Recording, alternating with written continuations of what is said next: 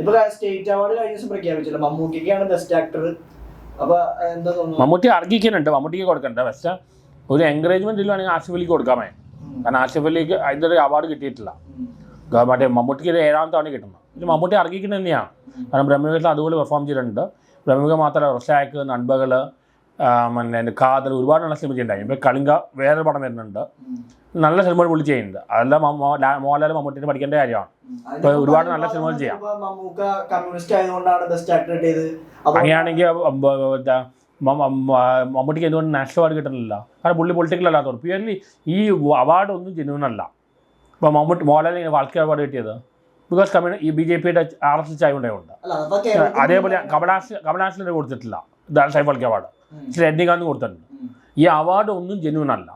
കുറച്ചൊക്കെ ജെന്യൂനായിട്ട് എനിക്ക് തോന്നിയത് സ്റ്റേറ്റ് അവാർഡിലാണ്. അത് കിട്ടിയത് മുഴുവൻ കമ്മ്യൂണിസ്റ്റുകാരാണെങ്കിലും അതിൽ അർഹിക്കുന്ന അവാർഡ് തന്നെയായി. പക്ഷേ പ്രകാശ് രാജാണെങ്കിൽ പോലും കമ്മ്യൂണിസ്റ്റ് അനുഭാവിയാണ്. ശരിയാണ്, കിട്ടിയിരിക്കുന്ന മുഴുവൻ കമ്മ്യൂണിസ്റ്റ് അനുഭാവികൾക്കാണ്. പക്ഷെ അവർ അർഹിക്കുന്ന അവാർഡായിരുന്നു. അവർ അർഹിക്കുന്ന, ഇപ്പോൾ മമ്മൂട്ടിയിൽ അർഹിക്കുന്ന അവാർഡാണ്. പക്ഷെ വേണമെങ്കിൽ അവർക്ക് ഇയാൾക്ക് കൊടുക്കാമായിരുന്നു, ഞങ്ങൾക്ക് ആസിഫ് അലിക്ക് കൊടുക്കാമേ. കാരണം മമ്മൂട്ടിക്ക് 7 തവണ കിട്ടി. ആസിഫ് അലി ഉണ്ടായിരുന്നു, വിജയരാഘവൻ ഉണ്ടായിരുന്നു, ടൊവിനോ തോമസ് ഉണ്ടായിരുന്നു, ലാലേട്ടൻ ഉണ്ടായിരുന്നു. മലയക്കോട്ട വായ്പൻ എന്ത് രീതിയിലുള്ള പടം ആയിക്കോട്ടെ, പക്ഷെ അതിൽ പെർഫോമൻസിനാണ് നമ്മൾ അവാർഡ്. മോഹൻലാലിന് സ്റ്റേറ്റ് അവാർഡ് കിട്ടിയത് കുറെ നാളായി. അത് പരദേശ് കഴിഞ്ഞ് കിട്ടിയിട്ടില്ല. അതുപോലെ അങ്ങനെ സിനിമകളും ചെയ്തിട്ടില്ല, മുഴുവൻ കൊമേഴ്സിലാണ് ചെയ്ത. പക്ഷേ ഇപ്പം നാഷണൽ അവാർഡ് മുഴുവൻ കിട്ടുന്നത് മോഹൻലാലാണ്. 10 ദിവസം കിട്ടി, ദാദാസാഹിബ് ഫാൽക്കെ അവാർഡ് കിട്ടി. ഇതൊന്നും മമ്മൂട്ടിക്ക് കിട്ടിയിട്ടില്ല. മമ്മൂട്ടിക്ക് ഇവിടെ മാത്രമേ കിട്ടുള്ളൂ, കാരണം കമ്മ്യൂണിസ്റ്റ് ആയതുകൊണ്ട്.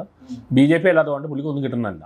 ഇവിടെ നാഷണൽ അവാർഡ് മുഴുവൻ ഇപ്പോൾ അല്ലു അർജുൻ, പലർക്ക് ഈ അവാർഡ് പൊളിറ്റിക്കൽ മാത്രമല്ല, ജൂറിയിൽ നമ്മുടെ ആരെങ്കിലും വേണം, അല്ലാതെ കിട്ടില്ല. ഏത് അവാർഡ് എടുത്താലും ജൂറിയിൽ ആരെങ്കിലും വേണം. ഇപ്പോൾ മോഹൻലാലിക്ക് പുലിമുരുകന് സ്പെഷ്യൽ ജൂറി അവാർഡ് കിട്ടാൻ കാരണം പ്രിയദർശൻ ജൂറിയിലുണ്ടായതുകൊണ്ടാണ്. KG പണ്ട് മോഹൻലാൽ കിരീടത്തിന് കിട്ടേണ്ട അവാർഡ് മമ്മൂട്ടിക്ക് കൊടുക്കാൻ കാരണം KG ജോർജ് ഉണ്ടായതുകൊണ്ടാണ് മമ്മൂട്ടി ഇൻഫ്ലുവൻസ് ചെയ്ത് കിട്ടിയത്. അങ്ങനെ ഒരുപാട് അവാർഡ് ഒരുമിച്ചായിട്ടുണ്ട്. അപ്പോൾ അമിതാഭ് ബച്ചൻ 4 അവാർഡിൽ 1 അവാർഡ് പെരുന്തച്ചൻ്റെ അവാർഡ്, തിലകന് കിട്ടുന്ന അവാർഡും അമിതാഭ് ബച്ചൻ കൊണ്ടുപോയി. മോഹൻലാലിന് തന്മാത്ര കിട്ടുന്ന അവാർഡ് ഇയാൾ ബ്ലാക്കിന് കൊണ്ടുപോയി. അതുപോലെ മമ്മൂട്ടിക്ക് പായൽ കിട്ടുന്ന അവാർഡ് ഇയാൾ വേറെ പട്ടണത്തിൽ ഇയാൾ പായൽ കൊണ്ടുപോയി. അമിതാഭ് ബച്ചൻ 4 അവാർഡ് 3 അവാർഡ് മലയാളീസ് കിട്ടുന്നുണ്ടായിരുന്നു. നോർത്ത് ഇന്ത്യൻ ലോബി വർക്ക് ചെയ്തതാണ്. അപ്പോൾ ജൂറി ഇപ്പോൾ കുഞ്ഞിക്കോന് ദിലീപിന് കിട്ടാതെ പോയത് ഈ ജൂറിയിൽ ആരില്ലാത്തതുകൊണ്ടാണ്.